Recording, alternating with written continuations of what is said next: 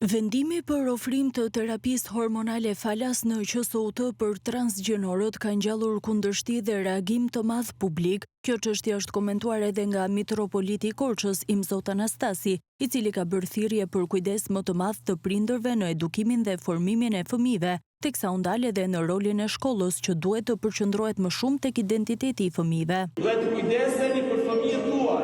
Fatkeqësia juaj më e madhe që keni fëmijë sot e dikush është, sepse shkolla nuk është vetëm në krahun tuaj, sepse në shkollë do t'i mësohet fëmijëve tanë që nuk ka rëndësi se s'jenë, ka rëndësi se si ndjesh, dhe ata do ta orientojnë në një përqindje shumë të madhe që fëmia do mos ndjehet ashtu siç është.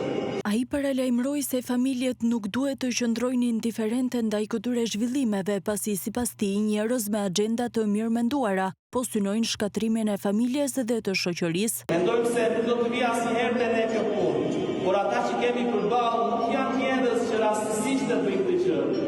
Jo, janë njerëz që kanë agjenda të mirë caktuara dhe kanë vënë në syrin e tyre si qëllim të tyre fëmijën tuaj, familjen tonë, për të shkatëruar shoqërinë tonë, për të na shpërbërë.